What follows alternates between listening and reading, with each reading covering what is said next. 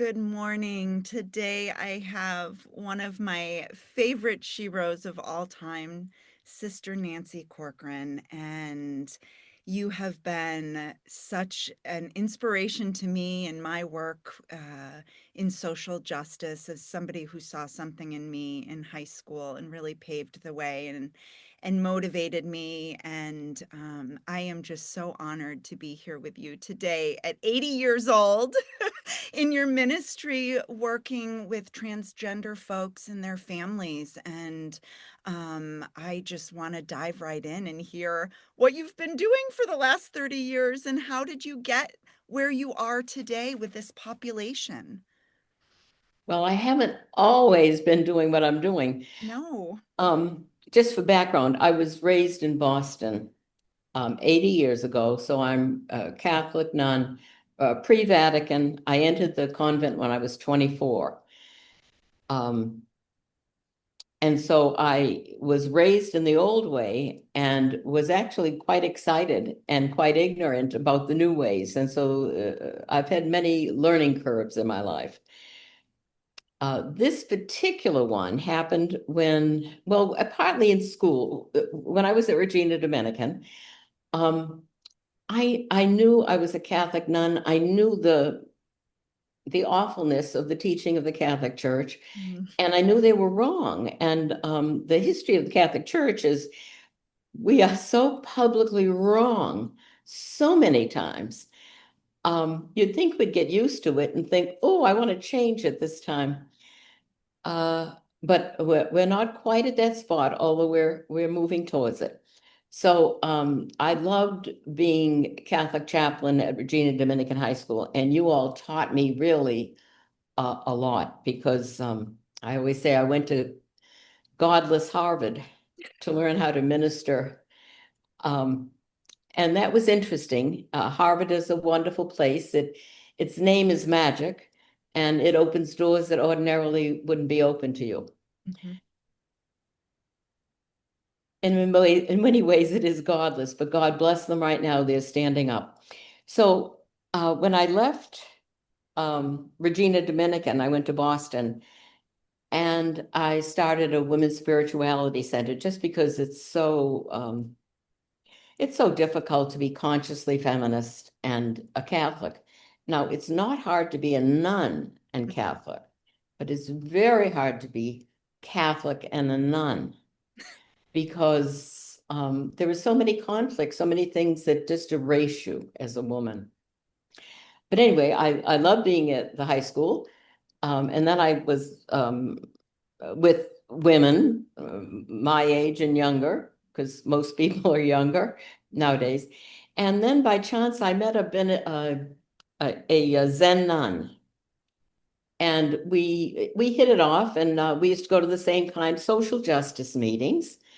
And I would give her a ride home. I mean, she would be this was in Boston. Mhm. We would be at a meeting in Brookline, and it would take 5 minutes to get to, she was the head of the monastery in Cambridge, and it would take her an hour and a half to use the T. So the meeting would be over at 9:30, and I would drive her home, 10 minutes. Well, she was the Buddhist chaplain at Wellesley College. And when they needed a Catholic chaplain, by the grace of God, she thought of me. Oh. And so I went and I said, really, I was taking care of my mother. I was running the center. I said, I really don't want to do it. And they offered me a job that was half time and full benefits. Wow. And I knew that my mother died in 2010, but I knew when I was taking care of her, she was 95 at the time when she died. I knew that my sisters, my nuns would say, oh, that's one, I'm glad you were with her. What kind of money are you going to earn now? And so when she offered part-time and full benefits, I thought, oh, I think I can do this. So I started, and again, the way the students at Regina taught me so much about how to be with teenagers. Sorry. This was an older group, Mhm. college students, and Wellesley College is a women's college outside of Boston, And you have to be really smart. I always say I never could have gotten in. I actually went to a college 5 miles away, which was a Catholic college, because at that time you went to Catholic, and if you were a Catholic woman, at least my mother said, you're going to Regis because I went there and you will go there. So I did. And they taught me about gender. I mean, lesbian and gay. Honey, I dealt with my homophobia when I was in my 40s. So that was not an issue for me. But gender, I Mhm, mean, I thought there were boys and girls, men and women. mhm, And there were a couple of incidents that happened like my first month. Somebody would call me on the phone and say, Sister, I'd like to come down and meet you and talk with you. And it would be a woman's voice. And a man would show up at the door. And our first mass with the parents had come, it was parents' weekend. mhm, And this one woman came up to me after mass and she just hugged me. Now, by this time, I did not know anyone's name. mhm, And she said, Oh, sister, I never thought my child would ever go to mass again. And I'm thinking, oh. And behind her is this very slight student who had a bow tie, shorts, suspenders, white shirt, nails to die for, um, and short hair like mine. And she said, I'm thinking, oh my God, this mother thought that I would not be welcoming to somebody who was female who was dressing male. mm, Oh, so that was like a really? I really didn't care how they dressed. And so anyway, that young woman started giving me the first book she gave me on gender, and not because of anything I said, but she sure, probably saw the look on my face and realized, oh, another one, someone to work on. mm, And she gave me Bernstein's book, Gender Outlaw. And the first Ms. magazines that came out were wonderful because they were not long articles like they are now. mhm, They were very short. And it was like click, click, click, click, because my consciousness was growing. And that's how so that's what the gender outlaw was, click, click, click, and challenging gender in a way that I just had never thought about. And so that we were graduating 4 to 5 men a year. And these were not women who look like men. These young men look like young men. okay. And so yeah. At an So all-female college? yes, Yes. yeah, graduating from the college. And the thing that really turned it around for me around transgender was at Wellesley, they used to have, they actually do have, they have 10 seniors who have some kind of trauma in their life of having come to Wellesley and had to deal with the culture at Wellesley. It Mhm, might be they came from a very poor family. It might be they came from China. It might be that they have a physical handicap. It might be that they had a handicap that you cannot see, but really influences their lives. And they share their story with 600 first year, we never say freshmen, first year students. mhm, And the students, it was always a revelatory for me. I was sitting this one time, I was sitting next to the president, actually in the front row, and a young woman went to the stage and said that she was Roman Catholic. And I thought, interesting. I've never seen her before. mhm, And she said, please, no pictures. At which point she stripped her bra and pants and bound her chest and said that she was transgender. We had breakfast the next morning.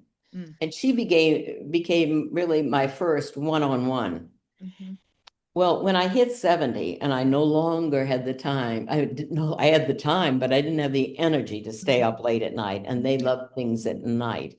And really at 7 o'clock, I'm thinking I'm going to be horizontals. At 8 o'clock, I am horizontal every night. I'm clockwork. So I thought I can't do this. So this one particular student, she now has a doctorate from Berkeley in classics. She said, "Oh, sister, you're leaving." And I said, "Yes, honey, how old are you?" "I'm 20. Oh, I said, "I'm 70. I am 50 years older than you." And the woman that was replacing me was married. She had a child. She had energy. She was Uh-huh. just a delight. And I knew that they would love her, which they did. But I asked my sisters, so I retired in 2015, and I asked my sisters, I said, I've never had a sabbatical. I'd like $30,000 and I want to learn how to minister with transgender folks. And they said, we'll give you 20. I said, I'll take it. And so for 2 years, I went to every conference, and the best conferences on transgender are run like Aiden Keys out on the West Coast, um, run by transgender people. Sure. And so nobody, I always say, nobody talks to old white nuns, literally. And when they find out, and then you're Catholic, it's like, Well, right. This is why we're breaking the it's stereotype for sure. the stereotype. Well, what happens is I get to go anywhere, and I'm an extrovert. And so I had a lot of introverted time, and I learned how to be extremely comfortable in totally uncomfortable situations. And I would go to any talk that I thought would be wonderful. And after a while, people relax a little bit about your being a nun. And so I was like a sponge. I read everything. I went every place. I just listened. When I got back to I moved to St. Louis because I couldn't afford the rent in Boston anymore. So, and I live now at the mother house. So I would start going to transparent meetings. Transparent started by Kim Hutton, Roman Catholic, because her child, 18 months old, "Mommy, I a boy." And she knew nothing of transgender. When the child was 5, "Mommy, am I going to get those pointy things like you have on your chest?" And of course, Kim said, "Why, yes, honey, you are." 5 years old, the child is now 25, Mhm. so 20 years ago. "Then, Mommy, I will kill myself." Oh my gosh. And Kim said, "Oh, no, honey, no, no, Mommy and Daddy have been learning a lot. If you really are a boy, then that's very possible. You don't have to kill yourself." Mm. Their son now is a sophomore in college and doing very well. Wow. And she thought she was embarrassed. The mothers automatically think, what did I do wrong? If your child is lesbian, gay, whatever, what did I do wrong? And she found one person, and they would talk and get together. And then she found a third mother. And she said, "Oh my God, there's more of us." And she started Transparent USA. Transparent USA meets once a month, and by the grace of God, I get to go. And a couple, husband and wife, facilitate, and they say, "We're not shrinks, but we'll tell you our story and what has helped us." Mm. And I think it's like an AA meeting. They go around the circle, and there's no experts, but everyone shares their story. Mm. And I learned for the first time in my life unconditional love. I hadn't learned it in the convent. I learned about parents. I'd never met a parent who said, "Oh, I hope I have a transgender child." They're shocked. They literally lose a child. The child no longer wants the name that they chose. Mhm. I'm going to pause and just do a little education piece. When a Please. child says, Hmm. "Mommy, there are 5 things that you can do to make it possible," and nothing about surgery. You change their hair, you let it grow, or you cut it. Hmm. You change their pronoun. They change their name. They usually let you know what their name is. Sometimes it's couple of names before they settle in. It's their toys, it's their books. And the parents are the ones who really transition because the kid knows who they are. And is it bizarre? Well, it is to me because I've always thought I was female. Sure. I never had any question. Would I like to have been thinner? Well, if I hadn't eaten so much, I would have been. My legs have never looked good. But you know what I mean? Yes. But Gender. want to kill yourself because no. Yeah. So those are the five things that parents do. Hmm. And then it's really less than 1% of the population. And the parents just want what's good for the child. And this is what I have literally heard from every parent. And I know hundreds of parents of trans children now because I live in St. Louis. And we used to have a gender clinic, but transparent parents still come. I should stop for a minute. Are there any questions you have? Sure. I was wondering because that's a great resource for parents. Oh, it is. And they can find that online. Are the meetings virtual? Are they in They person? do virtual, Okay. and the people there, the couples, sometimes just the dads come, sometimes it's the mom and dad. Hmm. Yes, transparentusa.org, Okay. Wonderful. and they don't steer you wrong. But Well, it's wonderful if you can meet in person. sure, of course. And I know in my community that is very progressive, in a suburb right outside of Chicago called Oak Park, there are parents who are creating similar support groups within our community who have children who are transgender and are looking for support and trying to navigate this as a parent as well. Um, And you have a gender clinic. I didn't even know that in Oak Park. Well, in Chicago. In Chicago. Yes, yes, yes, yes. A Yeah. gender clinic. Yes, and that's a great resource too. But as I'm listening to you and my eyes are just welling up with tears because I think about your compassion and your empathy and for me as a high school student to feel heard and seen, and your office was a safe place for so many of us at Oh, lunch to go good. in there Thank you. and sit and see you and you know no matter what somebody is going through, Yeah. to have somebody who can hold space for them and try to understand from their perspective what they're going through.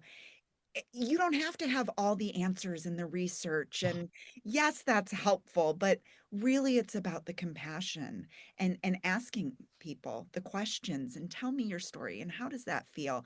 And that just radiates through as I listen to you. That's what people need. And a willingness um, to understand is so important. Well, and I tell the parents, as a Roman Catholic nun, I say the church is wrong. And I also let my bishop know everything I'm doing, that this is what I'm doing, and God bless him. Sure. I don't expect accolades or anything, but I always tell him no surprises. So that nowadays, one of the parents came to me and she said, Nancy, I want to meet Catholic parents who are affirming of their children. Okay. And she said, "What can you do for me?" And like that, I have the empathy, but I don't have the degrees Sure. that the doctors can help and all that. And I have some theology, which I think is good, but I said, "Well, I can feed you." So the fourth Friday of every month, they come for supper at the mother house, and they sit around and they help one another. They share their story. It's kind of like a Catholic transparent. Oh. And it's not just transparent because we've broadened parents um, who have lesbian or gay children. Mm-hmm. Mm-hmm. I think the teaching, I started off by having Daniel Helminiak, who used to be a Catholic priest, and in 1994, he wrote the book, What the Bible Really Says About Homosexuality, which is nothing. Uh-huh. And he goes through each one of they call them clobber passages that have been used. And there's only one, the one in Leviticus, but they really feel that it's much more, they're talking about pederasty. The term homosexuality Mhm. was never in the Bible before 1946. I was born in 1944. I am older than the term homosexuality in scripture. And they mistranslated a word that really meant pederasty, which is an awful behavior, really, that was very well known by Jesus because of the Roman and Greek world that he lived in. And it was older, well set up men um, using young teens for their sexual gratification for the men's, Mhm. and then helping that boy move socially. Um, and that's what the world had meant until that time. And then they changed it to homosexuality because the people, it's kind of like absolutizing a prejudice that we have. Mhm. But have you ever thought of leaving the Catholic Church? Because you have always been progressive. I mean, in 1995, when I was working at a residential AIDS facility, and you and Sister Debbie taught me about that and affirmed that it was okay because that was a time, where it was taboo in the church to talk about that at a time. It still can be, depending on what church you belong to. But you've always been progressive, and has your mission been to change the viewpoint, or I or hope so. the or have you said, I'm fed up, I want to leave, if this doesn't align with my values or my morals? I mean, I don't want to, have you have you speak poorly about the church by any means, but how have you settled in with that? Well, I mean, I have to say it's a struggle. The struggle is Catholicism is a belief system, it's a religion, but it's also a culture. I love that. And Mhm. it's a culture I'm very familiar with. And it's a religion that has been so enormously wrong. Slavery. Five of our bishops in St. Louis owned slaves. Um, the Crusades. Mhm. I mean, you can go down. I usually sometimes I do a workshop on gender, and the front cover is all the things that that the church has been wrong in. For the ordination of women. I mean, really? Sure. That you women cannot image the Christ? Hello. You're living Um, proof. I just, and probably being old, Mhm. is a great help. Mhm. But I love being a Catholic nun. I mean, I would choose it again. I've been one now for like 54 years. And to live, how we say, Bernie's right. I live a socialist lifestyle. Mhm. And have I gotten everything I wanted in my life? No, but I've had enormous opportunities that I never would have had any other way. So, Mhm. yeah, well, I always think of Martin Luther. Martin Luther, Mhm. 99 questions he had about ejaculations, little prayers that you say to get somebody out of hell. He had 99 questions and he tacked it, or they think he did, nailed it to the door of a church. He had 99 questions and had the powers that be said, "Oh, Luther, you are right. That is silly. We're taking money from people, and it's just a money grab that yada yada." But they didn't. They said, "No, you're wrong," and he knew he wasn't wrong. Mhm. So he left Mhm. because then he started thinking, "Well, if they're wrong on this, are they wrong on?" But they didn't change he didn't change the church. He created new, Mhm. but he didn't change it. If you're going to change, well, you, a married woman, if you stay in the marriage, you can change it. I'm not saying everybody should change. Sure. Sure. But you can only change it. I can't change anybody's marriage. I Mm, can change the situation I live in. I can change the how sisters behave with one another, mhm. uh, things like that. But you have to be in it to Be the change change. things. Yeah. Oh my gosh. So insofar as, transgender, well, I don't understand. Here you have those gorgeous children. Hmm. I do not have a clue. What is it like to be pregnant? What is it like? I live a selfish lifestyle. When I came home from work, there was no husband. There was no house I had to clean. I lived with other women who all knew how to clean, who all knew how to cook. I had nobody to help with the homework. And so the really unselfish lifestyle of parents, particularly moms, they live Wow. an unselfish lifestyle. I do not. Maybe I'll convert. But right now, the whole thing on transgender is that you can't get it from the newspaper. The New York Times doesn't give you the truth, Sure. which is because I'm from Boston, I think is, the best newspaper. But I mean, they have nonsense. Hmm. The people that will give you the truth are transgender people. So what? It's So for people who are listening, what are questions you can ask that me because I think that oftentimes the fear comes from the ignorance, right? So I don't know what to say. I don't know how to say it. If I bring it up, is it going to make somebody feel uncomfortable? You know, what's a good lead open-ended question to ask somebody? um, it's wonderful and it's different. When I meet someone and I cannot tell whether they're male or female, Hmm. I say, "Hi, my name's Nancy. My pronouns are she, her. What's your name?"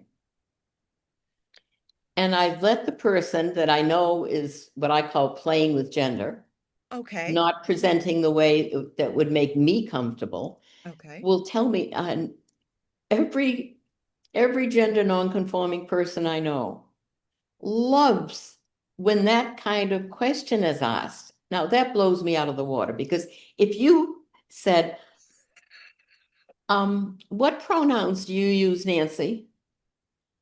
You'd I be think I offended. present female. So I'd be ticked off.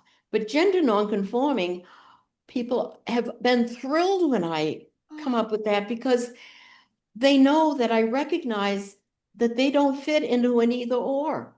And they just love it. I don't understand that. I would hate it, but they love it. I love that. That is such a good place to start. Now, the only question you can't say, and there's one person I can tell you, I can send you, and he's got a book out now, and he will answer any question you ask. His Mhm. name is Ben Green. Okay.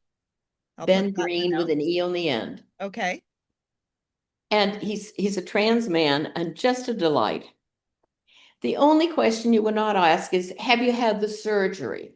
Now, first of all, would you ever meet anybody and say, what do you look like down there? What's your pubic look like? Hmm. That's none of your business.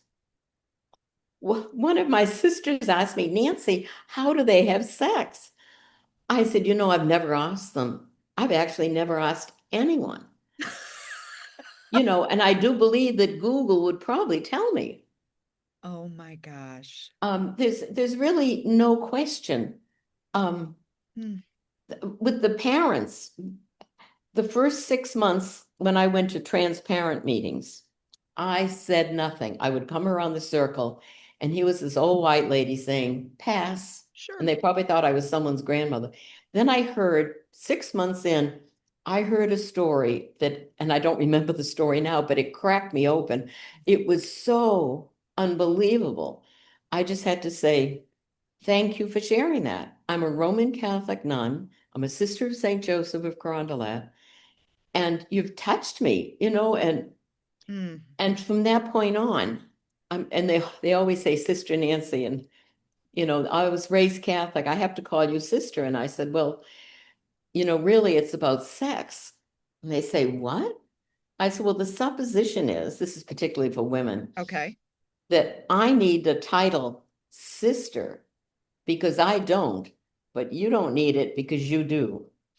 And most people right away stop calling me sister. I always said I only need sister when I'm in a classroom so I can remember I'm the adult. Uh-huh.